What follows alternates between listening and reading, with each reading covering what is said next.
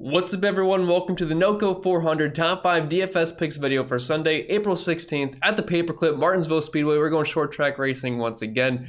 And as always, I'm your host, Chris Pennell. You can find me on Twitter at ChrisPennell16. And this video is presented by PrizePicks. And in today's video, we're going over general track strategy, how to approach the slate from a DFS perspective, and my top 5 favorite plays on the slate. Now, please keep in mind this video is being recorded pre-practice and qualifying, which will take place on Saturday evening. So some of my thoughts and opinions on these drivers could and probably will end up changing a bit over the course of the weekend.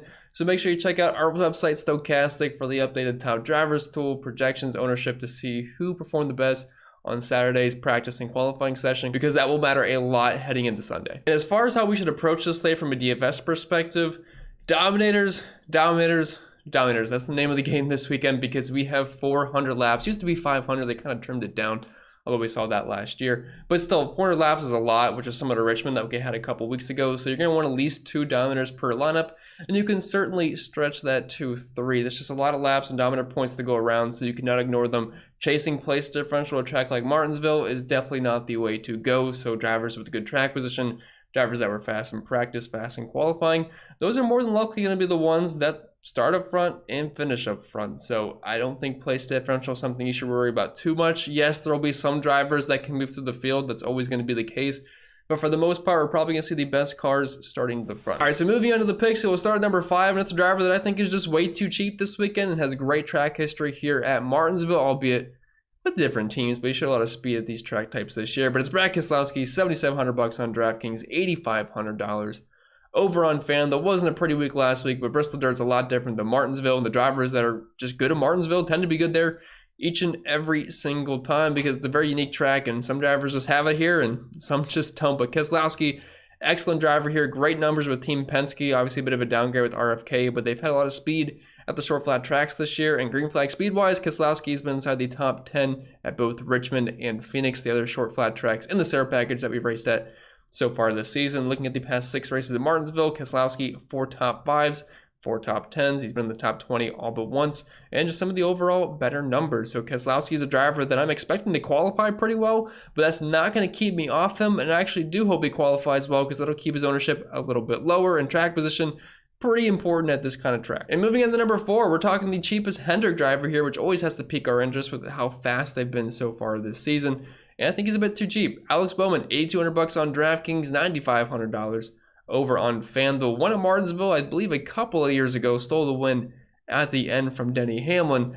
But all the Hendrick drivers have been super fast at the short flat tracks this year. He was 11th in green flag speed at Phoenix, 7th at Richmond. If you're looking at his Martinsville numbers overall, one of the better driver ratings, has a top 5, has a win, like I mentioned, 3 top 10s and 4 top 15s. And like I said, love the speed I've seen from Hendrick all season long, and with him being pretty much top 10 in both short flat track races and green flag speed, that definitely looks good to me, especially at this price point. It's not like we have to have him win like a Kyle Larson or a William Byron, or at least lead some laps.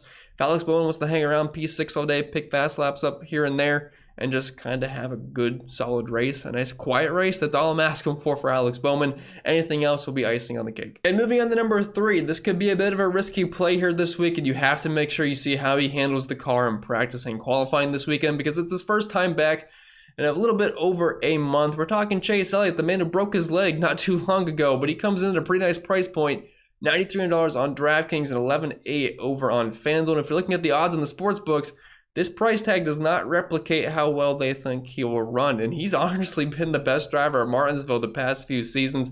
He has the best driver rating by a mile, has a win, 3 top 5s, the most laps led, and the most fast laps. And we know how fast Hendrick has been so far this year. Even Josh Berry got a P2 at Richmond not too long ago. Got a little bit lucky on pit strategy, but still, I mean, no one's averaging more DraftKings points per race than Chase Elliott. He's at 95.3 the past few seasons. Second place is at 64.7. So excellent driver here in Martinsville, and the only reason this price tag is a little bit lower is because it's his first race back, I'm assuming.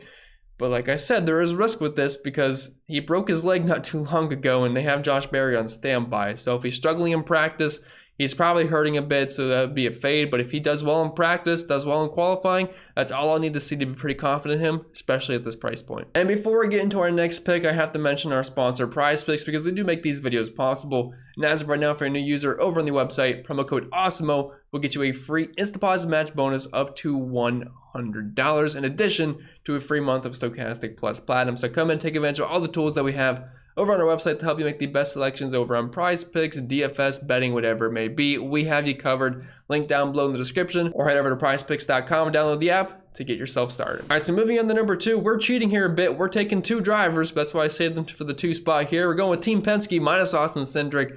I love Joey Logano and Ryan Blaney this week, and I could not pick between the 2, so we're just throwing them under the same group here, and both have very similar numbers. We're talking within 3 DraftKings points per race of each other, within 1 for FanDuel. The average finish is 0.2 off. The running position is less than 1 off. The drive ratings are 0.3 off. Both have like 3 top 5s, 4 top 5s, a good chunk of laps led and dominator points overall.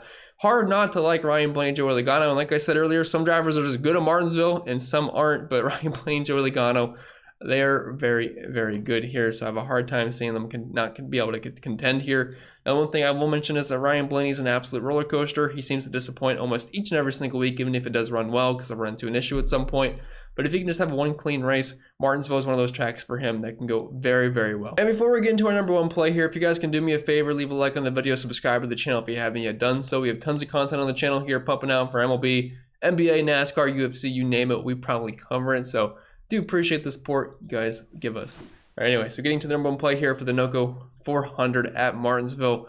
We're looking at no other than a driver that's been incredibly hot this year and fast each and every single week. We're talking William Byron, very expensive price point at $10,800, but to be honest, I thought he was going to be in the $11K range for a 400 lap race, so I will take this all day, because look, it does not matter how expensive a driver is, if they come out and lead 200 laps, they're going to be optimal no matter what. Even if they wreck out, there's a good chance they're putting up a ton of points, but it's hard not to like William Byron. He dominated and won this race last year. He has been the fastest car at both short flat tracks this year. He killed it at Phoenix. He killed it at Richmond earlier in the season before getting wrecked out by Christopher Bell, but still had the fastest car on the track. Is the odds-on favorite to win this race. There is no data point pointing me away from William Byron here, so assuming he looks good in practice and qualifying, I will like him no matter where he is starting, but I'm hoping it's near the front because I think he can get the lead early on, and I want him to set sail and put up a lot of dominator points. So just to recap, at number 5, we had Brad Keselowski, number 4, Alex Bowman, number 3, Chase Elliott, number 2, Team Penske, and number 1, William Byron. That's all I got for you guys this week, and if you have any questions, feel free to leave them down in the comments section below. I'll be more than happy to get back to you, but I wish you all the best of luck, and I'll see you all next time.